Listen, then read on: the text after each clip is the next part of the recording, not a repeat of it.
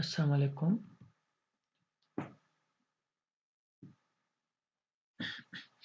Barcode Reader in 60 seconds by Sadali Sayyed, Network Investor Administrator. Barcode reader, also called a price scanner or point of sale POS point of sale scanner, is a handheld or stationary input device used to capture and read information contained in a barcode like this. The purpose of barcode scanner is what? Is to read, translate, and transmit information contained in these barcodes. Its purpose is relatively straightforward.